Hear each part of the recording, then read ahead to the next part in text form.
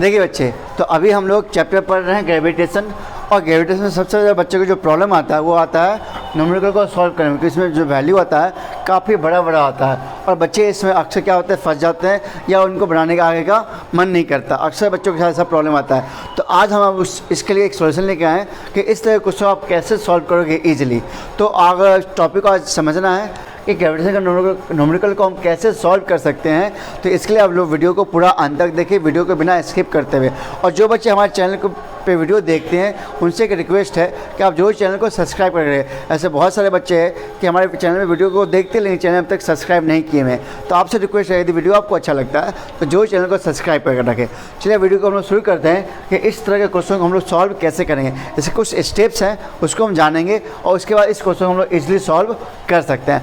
तो first of all read करते हैं कि क्वेश्चन क्या दे रखा है। क्वेश्चन दे रखा है कि मास ऑफ अर्थ, तो इस क्वेश्चन आपको क्या दे रखा है, मास ऑफ अर्थ, ठीक है। तो मैं लिख लो जो आपको दिया हुआ डाटा। तो मास ऑफ अर्थ हमारा कितना है 6 × 10⁻24 kg। नाउ और क्या दे रखा है आपको, and that of moon, moon क्या दे रखा है मास, तो मास ऑफ मून ये कितना आपको दे रखा है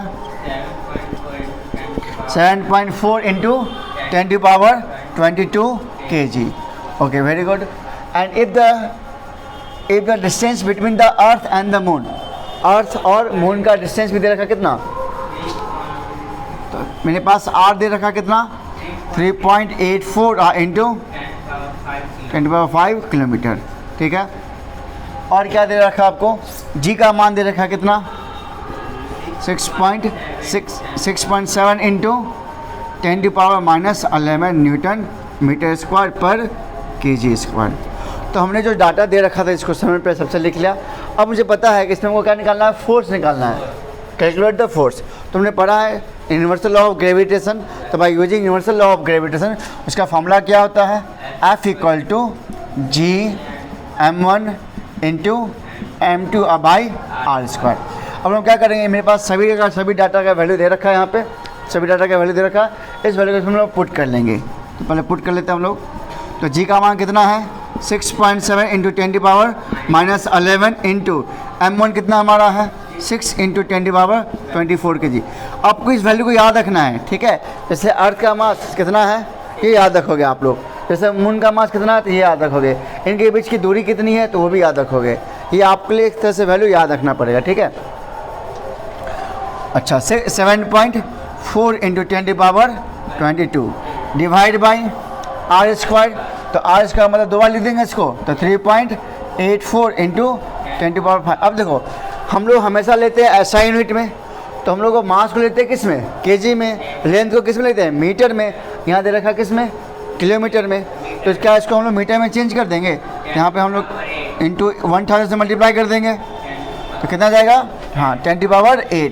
इसको हम लोग दो बार लिख देंगे, तो 3.84 × 10⁸, ठीक है, क्योंकि स्क्वायर लिखा हुआ r² है, इस वैल्यू का डबल बार, ठीक है। अब इस तरह का बच्चा वैल्यू देखता है तो बच्चा घबरा जाता है कि क्या करना है, क्योंकि आप लोग क्लास 9th में हो और इस तरह के कैलकुलेशन आप लोग भाग जाते हो या करने का मन नहीं करता है। तो आज आपको हम बता रहे हैं कि इस तरह का कैलकुलेशन आप लोग कैसे इजीली कर सकते हो, ठीक है। तो आप सीखना चाहते हो तो वीडियो को आप अंत तक बने रहेंगे, ठीक है। तो अब हम आपको स्टेप बता रहे हैं क्या करना है। सबसे पहले आपको क्या करना है, जितने भी पावर वाले हैं उनको सॉल्व करना है आपको। फर्स्ट स्टेप में क्या करना है आपको बच्चे, कि जितने भी पावर वाले हैं उनको क्या करना है, सॉल्व करना है। तो देखो सबसे पहले देखो पावर को सॉल्व करने, देखो 8 + 8 कितना जाएगा 16। तो आप लोग बेसिक बात तो जानते हो कि a⁻m × a⁻n क्या था m + n। यदि सेम बेस हो तो पावर क्या होगा, बीच में मल्टीप्लाई हो तो पावर क्या जाएगा, ऐड हो जाएगा। तो कुछ बेसिक बात जो आप नहीं जानते हो उसको मैं यहाँ पे बता रहे हैं आपको, ताकि आप मिस्टेक नहीं करो। जैसे आप जानते हो अगर a⁻n है तो इसका पावर क्या जाएगा, -n हो जाएगा। यदि a⁻n है तो नीचे क्या जाएगा 1/an। अब देखो यहाँ पे पावर प्लस में है, अगर ऊपर जाए तो किस में आ जाएगा, माइनस में आ जाएगा, ठीक। ओके, तो कुछ बातों को आपको ध्यान में रखना है, ठीक है। देखिए तो इसको जोड़ो तो कितना 8 + 8 कितना गया 16। ओके 16 हो गया। इसको ऊपर ले जाओगे किसमें आ जाएगा, -16 आ जाएगा। और -16 और -11, -16 और -11 इसको ऐड कर लो, कि माइनस ऐड हो जाएगा तो कितना जाएगा 7 और 2 27। और इधर ऐड करो 24 है और 22 है, तो कितना जाएगा 46, और 46 घटा 20 से 46 से 27 घटा लीजिए, मतलब ये तो प्लस में आ गया ना, कितना किस में आ गया प्लस में, और जो माइनस वाला जो पावर उसको आपको उससे घटा लो, कितना जाएगा 19। ठीक है, तो हम डायरेक्ट काट के लिख दें, इसको काट देंगे, इसको काट देंगे, इसको काट देंगे, इसको काटेंगे और इसको भी काटेंगे, कितना आ गया 10 की पावर 90, प्लस में कि माइनस में, प्लस में आएगा, किस में आ जाएगा प्लस में आ जाएगा। तो हम लोग यहाँ पर नीचे एक बार लिख लेते हैं फिर से, ठीक है। तो F इक्वल टू हमने क्या लिखेंगे 6.7 इंटू ऊपर क्या लिखा हुआ है 6, ऊपर क्या लिखा हुआ है 7.4 into 10 to power 19, 10 to power 19, और नीचे कितना बच गया 3.84 इंटू 3.84। तो पहला काम तो हो गया हमारा कि हमने क्या किया, जितनी पावर को उसको हमने रिड्यूस कर लिया, ठीक है। नाउ अब क्या करना है आपको, सेकंड स्टेप में डेसिमल को आपको हटाना है। क्या करना है आपको, हम चाहते डेसिमल ऊपर ही हटा सकते थे, लेकिन आपको हम स्टेप बाय स्टेप बताते ताकि आप कंफ्यूज नहीं हो, ठीक है। तो हम यहाँ से आप डेसिमल हटा सकते हैं, अब बाद में इसको कंबाइन कर लेना साथ में ही, ठीक है। नीचे कितना जाएगा 100, इसको हटाएंगे तो नीचे ऊपर क्या जाएगा, ठीक है। तो दो जो कट जाएगा, इसको ऐड कर लोगे कितना बन जाएगा 21, ठीक है। चलिए, तो हमने क्या किया, दो स्टेप किया। फर्स्ट स्टेप में क्या किया कि हमने पावर को सॉल्व कर लिया, और सेकंड स्टेप में डेसिमल को हमने सॉल्व कर लिया। अब थर्ड स्टेप में क्या करना है, थर्ड स्टेप का वैल्यू पर लिख लेते हैं। तो F इक्वल टू कितना लिखा हुआ 67 इंटू 6 इंटू 7 4 इंटू कितना बच गया ये 21, 10 पावर 21 डिवाइड बाई 384 इंटू 384, ठीक है। अब ये वैल्यू बच गया।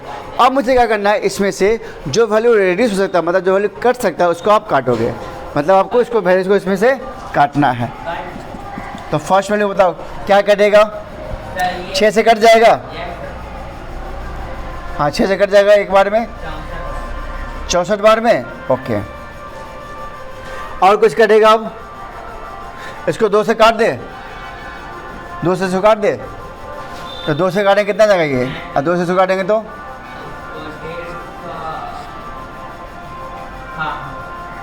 ठीक है, 2 से काटेंगे तो कितना जाएगा, ठीक। और कुछ कटेगा,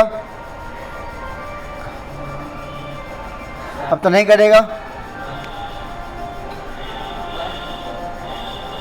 अब रहने दे, अब तो नहीं कट रहा है कुछ, ठीक है। तो ऊपर क्या बच गया हमारे पास 67 into 37 into 10 power 21 divide by 64 into 192। अब मुझे अगर नहीं कट रहा है तो हमको इस दोनों का मल्टीप्लाई करना होगा, इस दोनों का मल्टीप्लाई करना, उसके बाद डिवाइड करना होगा। तो इसमें क्या हुआ कि आप कंफ्यूज नहीं हुए कि मुझे क्या करना चाहिए अगला स्टेप में। तो आपको बता दिया कि फर्स्ट स्टेप में क्या करना है, हमको पावर को सॉल्व करना, सेकेंड स्टेप में डेसिमल को, और थर्ड स्टेप में जो वैल्यू कट सकता है उसको काट दीजिए। अब जो वैल्यू नहीं कट सकता है उसको हमको मल्टीप्लाई करके इसको डिवाइड कर लेना है, ठीक है। चलिए अब डिवाइड कर पहले मल्टीप्लाई कर लेते हैं।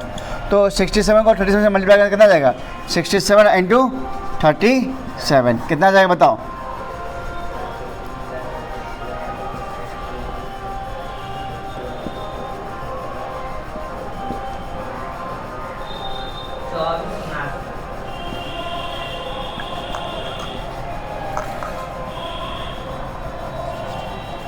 टू 2479, ठीक है।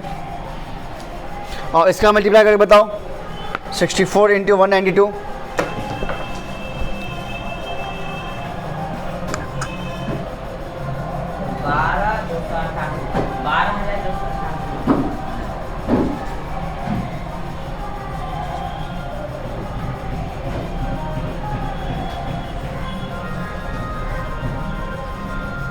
कितना आया 288, हाँ इंटू कितना है 10 पावर 21। अब उसको इसे डिवाइड कीजिए, अब उसको आपको डिवाइड करना है, डिवाइड कर बताइए कितना आ रहा है 12,200 2 डिवाइड बाई 2479, ठीक है। तो जीरो डालेंगे 0.1 2 3 4 5, 1 2 3 4 5, ठीक है। तो कितने बार, 2 बार लग जाएगा, 2 बार में लग जाएगा, ठीक है।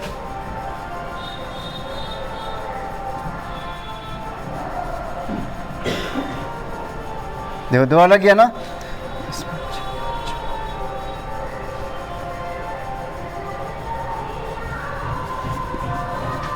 ठीक है, अब यहाँ पे 0 डालेंगे तो कैसे भाग लगेगा, नहीं लगेगा, तो यहाँ पे 5 डिजिट है, यहाँ पे कितना है, तो हमने 1 0 डाला अपने मन से, जब नहीं लगा फिर एक और 0 डालेंगे, यहाँ पर डालेंगे 0 डालेंगे। चलो तो अब एक और लग जाएगा, कितने बार लग जाएगा, एक बार में। तो ये हमने एक बार में भाग देकर निकाल लिया, कितना आया, तो f का मान कितना आ गया, 0.201 इंटू 10⁻21। अब मुझे जो वैल्यू आया है इसको लिखना हम लोग को स्टैंडर्ड वैल्यू में, किसमें लिखना है, स्टैंडर्ड वैल्यू। स्टैंडर्ड वैल्यू का मतलब क्या होता है बच्चे, इसका मतलब ये होता है कि हमको 1 संख्या के बाद डालना डेसिमल, कितने संख्या के बाद, 1 संख्या के बाद डालना डेसिमल। लेकिन यहाँ पे देखो, यहाँ पे क्या आ रहा है, 0 पॉइंट आ रहा है, मतलब पॉइंट से पहले क्या है, 0 है, लेकिन हमें संख्या के बाद 0 को छोड़ के, ठीक है, क्योंकि हमको वैल्यू डालना, एक वैल्यू का मान होना चाहिए, तो ये 0 कोई मान तो है नहीं, इसलिए हम लोग क्या करेंगे, संख्या के बाद डेसिमल डालेंगे। तो हम लोग क्या करेंगे, पावर को पीछे ले जाएंगे, पावर को पीछे। तो यहाँ पे अगर हम पावर को पीछे जाएंगे तो पावर 1 कम हो जाएगा। हाँ, अगर पावर को हम पीछे जाए तो क्या हो जाएगा, पावर इसका 1 कम। अगर पावर आगे जाए तो उतना पावर बढ़ेगा। मतलब अगर हम पावर को पीछे जा रहे हैं, जितना पीछे जाएंगे उतना पावर उसका माइनस होगा, और अगर जितना पावर हम आगे जाएंगे उतना पावर बढ़ेगा, ठीक है। अगर हम राइट से लेफ्ट जाएंगे, राइट से लेफ्ट, तो पावर बढ़ेगा। राइट से लेफ्ट जाएंगे तो याद लिख लेना, अगर हम राइट टू लेफ्ट जाते हैं तो पावर क्या होगा, पावर इंक्रीजेज, पावर इंक्रीजेज, ठीक है। और लेफ्ट टू राइट जाते हैं तो पावर, हाँ, लेफ्ट टू, अगर हम राइट जाते हैं तो पावर डिक्रीजेस। आया बात समझ में। अब को अब एग्जाम्पल समझा देते हैं। अगर राइट से लेफ्ट जा रहा है, राइट से लेफ्ट जा रहा है तो पावर क्या होगा, बढ़ेगा, और लेफ्ट से अगर राइट जा रहे तो घटेगा। आगे जाए तो पावर बढ़ेगा, पीछे आएंगे तो पावर घटेगा। आगे जाए तो जितना हम आगे जाएंगे, 1 संख्या 2 संख्या 3 संख्या, अगर मैं 3 संख्या आगे चला गया तो पावर 3 बढ़ जाएगा। अगर 2 संख्या आगे बढ़ा तो पावर 2 बढ़ेगा। अगर 1 संख्या आगे बढ़ा तो पावर 1 बढ़ेगा। अगर मान लो 1 संख्या पीछे गए तो पावर 1 घटेगा, 2 संख्या अगर पीछे गए तो 2 पावर घटेगा। सिंपल सा बात है, ठीक है। तो ये आपको एग्जाम्पल समझा देते हैं। तो अब यहाँ पे देखो, हम पावर कितना भी जा रहे हैं, 1 पावर भी जा रहे हैं, तो यहाँ पर वैल्यू आपका हो जाएगा F = 2.01 इंटू 10⁻20 न्यूटन। ये हमारा हो गया फोर्स। तो ये भी समझ गए कि इसको हम लोग किस में लिखना है, स्टैंडर्ड वैल्यू में लिखना है, जिसमें हम लोग अगर पावर आगे बढ़ते हैं, अगर डेसिमल को हम लोग को आगे ले जाएंगे तो पावर बढ़ेगा, डेसिमल को आगे ले जाएंगे तो पावर, और डेसिमल को पीछे जाए तो पावर घटेगा। जितना आगे जाएंगे उतना बढ़ेगा, जितना पीछे जाएंगे उतना पावर घटेगा। ये बहुत सिंपल सी बात, आगे जाने पर बढ़ रहा है, पीछे जाने पर वैल्यू घट रहा है, ठीक है। तो इस तरह से हम लोग लिखते हैं स्टैंडर्ड वैल्यू को। आई होप इस क्वेश्चन के माध्यम से आपको इस चैप्टर का जो क्वेश्चन है इसको सॉल्व करने का आपने तरीका सीखा होगा। अगर आप इसको तरीका आपने सीख गया है तो वीडियो जरूर लाइक दिया करें, और ये भी बताएं कि आपको ये टॉपिक समझ के कैसा लगा, ठीक है। इससे कि थोड़ा सा मुझे एक हेल्प होगा इस जानने में कि आपको मेरे वीडियो के माध्यम से आपको समझ में आता है या नहीं आता है। ये हमारे लिए एक हेल्पफुल होगा। तो आप उम्मीद करते हैं कि आप जरूर कमेंट करके बताओगे कि आप इसके माध्यम से आपने इस टॉपिक को अच्छे से समझा या नहीं समझा, ठीक है। तो हम लोग देखते हैं कुछ और क्वेश्चन को अब।